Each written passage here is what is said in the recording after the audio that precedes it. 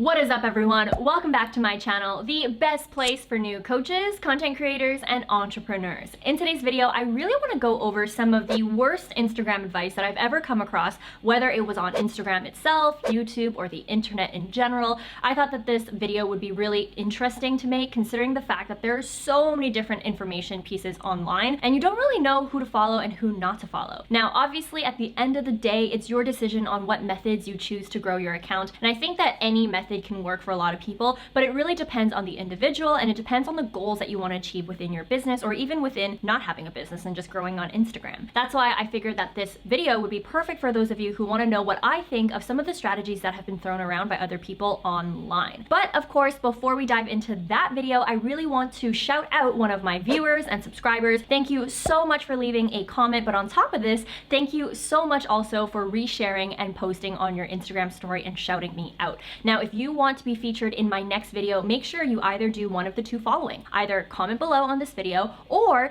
share this video on your Instagram and tag me so that number one, I can reshare you and I can shout you out in the next video. Now, with that out of the way, let's just dive right into what I think is considered really bad Instagram advice. So let's get started. Now, to kick off this video, I'm gonna start with an obvious piece of bad advice, and that is buying artificial vanity metrics such as fake followers, fake likes, fake views, and fake comments. Now, obviously, if you aren't new to my channel, this shouldn't come to a surprise to you because I talk a lot about why this is not a good idea for your Instagram account and can actually damage your account in the long term. However, I do want to take an opportunity to play devil's advocate and explain to you why buying vanity metrics does make sense for some people and why they choose to do it. Now, the first reason of why people can justify buying fake vanity metrics is because they want to have that initial injection of followers in order to build authority in their respective space. And we see this happening a lot within e-commerce brands. A lot of e-commerce brands, when they're starting out, they buy fake followers in order to beef up their accounts and show that other people are actually following them. Now, with e-commerce, this can make sense considering the fact that their consumers are likely not following their accounts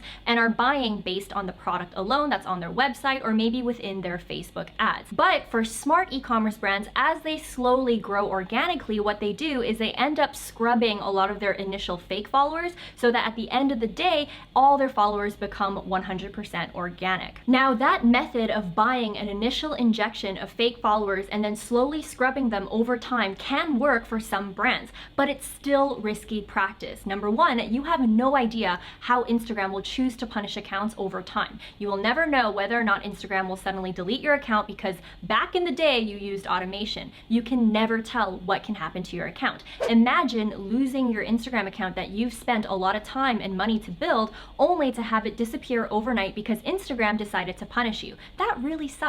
Not only this, nowadays there are tons and tons of programs that enable consumers and companies to actually do their due diligence to understand who they're buying from and whether or not it's inauthentic or authentic, such as Social Blade and Hype Auditor. That's why I personally do not recommend ever, regardless if you are a service-based business or an e-commerce business, to buy your followers because it will just bite you in the bum in the long term. Now, speaking of service-based businesses, I do not recommend buying your vanity metrics at all. Now, for e-commerce business, I can understand why it might make sense, even though I don't recommend it. But for service-based businesses, this is a terrible mistake for your brand, not only in the short term, but also in the long term. And the reason why is because when you sell a service, likely you are also selling yourself as a personal brand. Imagine if your prospect looks you up on Social Blade or on Hype Auditor and sees that you've bought a lot of your engagement and you're basically living a lie. That says a lot about your business. Even though you have an amazing service,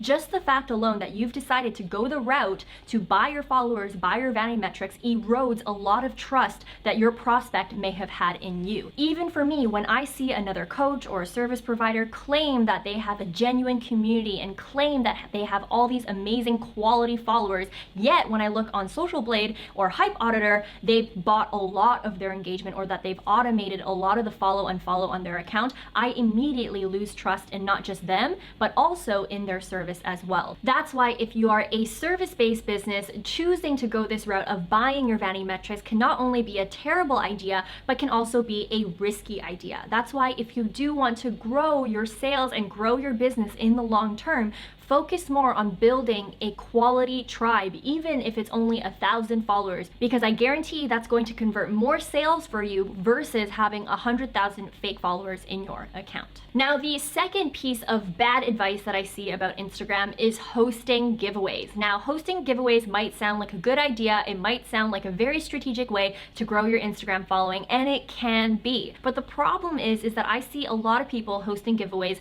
in the wrong way that ends up hurting their account in the long term. Let me explain. Hosting giveaways can damage your account in the long term if you don't know how to set the right parameters for your giveaway. Now, obviously, if you make your giveaway really easy to enter, meaning that the barrier of entry is really low, that can damage your account in the long term. Now, obviously, in the short term, you might get a lot of followers, especially if you have a really good incentive of why someone should join your giveaway and if you have a really great grand prize. But the problem time and time again that we see is that over time, after the giveaway is over, you end up losing a lot of followers, or you end up having followers that only followed you for the giveaway and not necessarily for your content. So at the end of the day, if you don't really understand who you're trying to attract and set the right parameters to get the right people in your giveaway, then you can really damage your account in the long term, and it can be a waste of time and money. Speaking of attracting the right people to your giveaway in order to grow your account, a mistake that I see a lot of people doing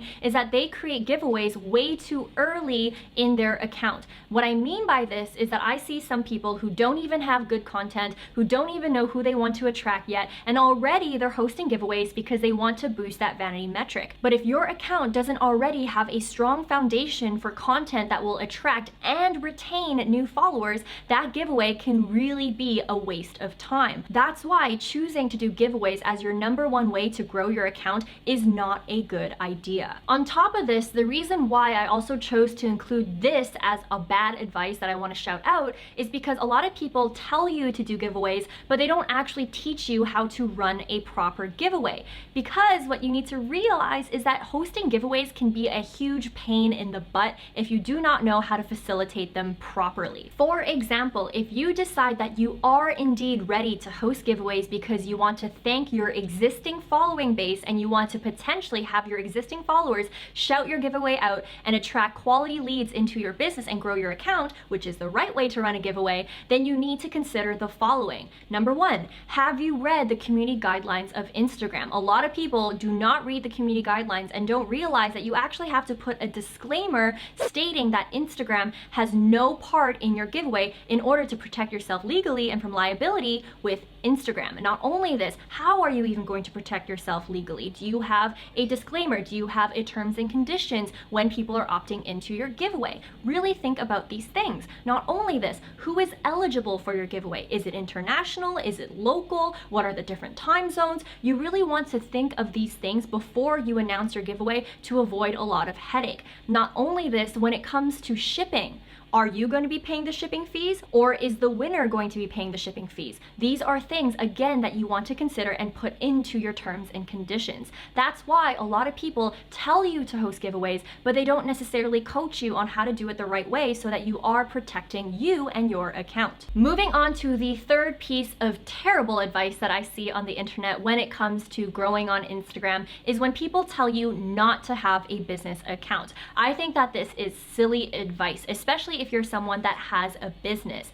I love having a business account because I can not only tap into my analytics and make better decisions when it comes to Instagram, but I'm also able to use third-party apps and schedule out my content so that I can save a lot of time as a content creator. Now, just to fill some of you guys in on why people advise other people not to have a business account is because there is a myth going around that when you have a business account, it decreases your reach. And I have a feeling that this myth came because Facebook business pages, they have less reach because Facebook wants you to buy ads in order to get visibility. And since Facebook owns Instagram, the assumption is that if you have a business account, you automatically get lower reach. But in my experience experience of switching back and forth from personal to business to test out this myth, I have seen zero negative effects of having a business account. And if anything, I have pretty healthy engagement levels on my account, and a lot of that is thanks to my ability to actually read the analytics and be able to access that analytics in the first place. Not only this, having a business account also helps me generate more leads, especially with the swipe up feature. If you have a personal account and you have over 10K followers, you're not going to be able to access that swipe up feature, which is so important for a lot of businesses. That's why I call BS on anyone who tells you that a business account is not worth it on Instagram, because I personally think that it's definitely worth it. All right, guys, now moving on to the next piece of terrible advice, and that is people telling you that you need to post on Instagram every single day. Now, I agree that having a good post frequency when you're starting out and you have 0 posts on your account can be important to build up your feed and build up that content library, but over time, I really do not see the point of needing to post every single day on the platform, especially now that we have Instagram stories, which makes having activity on Instagram a lot easier. Now, you might be wondering, Vanessa, why don't you think that posting every day on Instagram isn't necessary? Well, for me, it's through experience. I don't post every single day on Instagram, let alone every single week, and I still see a lot of growth on my account. Not only this, what I found is that when you are posting content every single day on your feed, the 2 outcomes generally happen. The first outcome is that you are going to get burnt out. You're eventually going to run out of ideas, you're going to run out of content, and you're going to end up putting bad content or not post any content at all, which makes you very, very inconsistent. Not only this, the second outcome that can happen is you are bombarding your audience and you're training your audience to expect content from you every single day, versus when you space it out and you actually let time for your audience to breathe. When you do post a piece of content, you might find yourself having much more engagement on that post. For example, if I was posting on my Instagram account every single day, yes, I might get the likes, I might get the comments, but over time, people are gonna say, oh, there's Vanessa again, posting something else again. Oh, what does she have today for us? Versus when I post every other week or post every other day, or maybe only 3 times a week, that content piece becomes a little bit more special. Now, keep in mind, for my Instagram strategy, I'm always on Instagram stories. Instagram stories is what I'm on daily to ensure that Instagram can see that I have a lot of activity going on. But when it actually comes to more of the richer form content, such as feed posting, I do not do that every day because I don't want to burn out, and I also want to make sure that my audience looks forward to my content when I do post it. Now, at the end of the day, I am not trying to dictate what your post schedule should look like, because that is entirely up to you. But what I am saying is that you should never sacrifice the quality of your content just to meet a quantity threshold. If you feel like you need to pump out X amount of content, but that's going to compromise the quality of your content on Instagram, then I don't think that that is necessary, especially if you already are daily engaging with your followers as much as you can, showing Instagram that you are an active account, building those relationships with people daily on Instagram stories or on DM. I have a feeling that you can get away with not posting on your feed every other day, or at least that's how it's worked for my account. That's why if someone is putting a gun to your head and telling you that in order to succeed on Instagram, you need to post every day, then I definitely call that bad advice. Now, so far in this video, we talked a lot about the bad advice I see a lot around the internet regarding Instagram. If you actually want to tap into good advice or advice that I preach, make sure you join my free Facebook group, Turn Your Followers into Clients, where I dive deeper into strategies on how you can actually convert your followers into clients for your business. Not only this, make sure you also hit the notification bell in order to not miss any future videos from me as well. In the meantime, while you wait for my next video for next Sunday, make sure you also check out these 2 videos that I have right here. I talk a lot about marketing, social media, and coaching. So again, make sure you check out these videos as well. As always, guys, I appreciate you. I hope you guys have a great day, a great week, and a great life, and I'll see you in the next one. Bye, guys.